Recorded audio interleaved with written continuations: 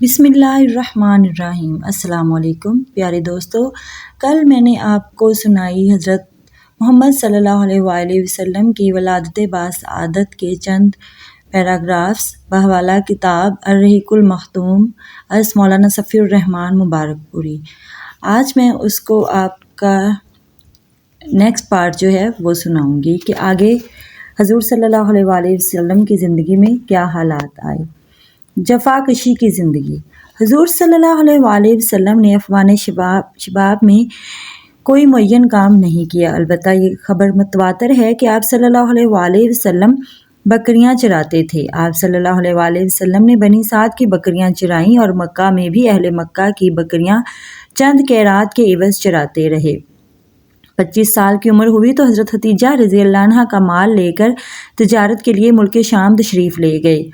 ابن اسحاق کا بیان ہے کہ ختیجہ بنت خویلہ ایک معزز مالدار اور تاجر خاتون تھیں، لوگوں کو اپنا مال تجارت کے لیے دیتی تھیں اور مزاربت کے اصول پر ایک حصہ طے کر لیتی تھیں۔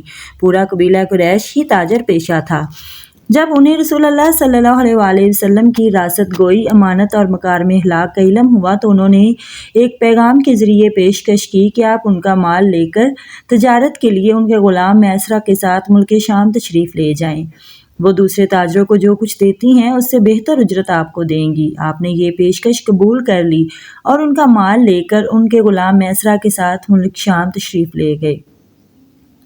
جب آپ مکہ واپس تشریف لائے اور حضرت ختیجہ رضی اللہ عنہا اپنے مال میں ایسی امانت و برکت دیکھی جو اس سے پہلے کبھی نہ دیکھی تھی، اور ادھر ان کے غلام میسرہ نے آپ صلی اللہ علیہ وآلہ وسلم کی شیریں اخلاق، بلند پایہ کردار، موضوع انداز فکر، راست گوئی اور امانت دارانہ طور طریق کے متعلق اپنے مشاہدات بیان کیے، تو حضرت ختیجہ رضی اللہ عنہا انہوں کو اپنا گم گشتہ گوہر مطلوب دستیاب ہو گیا۔ اس سے پہلے بڑے بڑے سردار اور رئیس ان سے شادی کے خواہاں تھے، لیکن انہوں نے کسی کا پیغام منظور نہ کیا تھا۔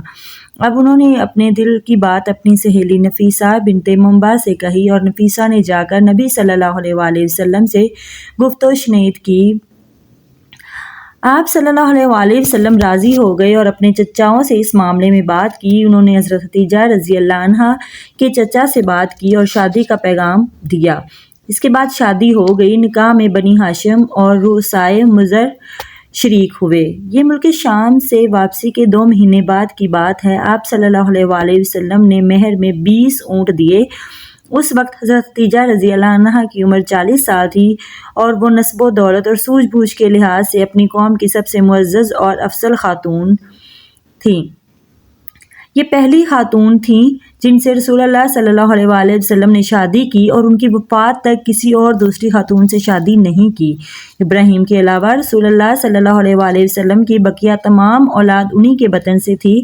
سب سے پہلے قاسم پیدا ہوئے اور انہی کے نام پر آپ صلی اللہ علیہ وآلہ وسلم کی کنیت ابو القاسم پڑی۔ پھر زینب، رقیہ، ام کلثوم، فاطمہ اور عبداللہ پیدا ہوئے۔ عبداللہ کا لقب طیب اور طاہر تھا۔ آپ صلی اللہ علیہ وآلہ وسلم کے سب بچے بچپن میں ہی انتقال کر گئے، البتہ بچیوں میں سے ہر ایک نے اسلام کا زمانہ پایا، مسلمان ہوئیں اور ہجرت کے شرف سے مشرف ہوئیں، لیکن حضرت فاطمہ رضی اللہ عنہا کے سوا باقی سب کا انتقال آپ کی زندگی ہی میں ہو گیا۔ حضرت فاطمہ رضی اللہ عنہا کی وفات آپ کی رخلت کے 6 ماہ بعد ہوئی۔ جی دوستو، اگر ویڈیو اچھی لگے تو لائک، شیئر اور سبسکرائب کر دیں۔ امید ہے آپ کو حضور صلی اللہ علیہ وآلہ وسلم کی حیات طیبہ کے یہ چند پیراگراف بہت ہی انٹرسٹنگ لگے ہوں گے۔ کل انشاءاللہ بناؤں گی ویڈیو خانہ کعبہ کی تعمیر اور حجر اسود کے تنازع کے بارے میں انشاءاللہ۔ تو دیکھتے رہیے گا میرا چینل سٹوری ورلڈ۔ اللہ حافظ۔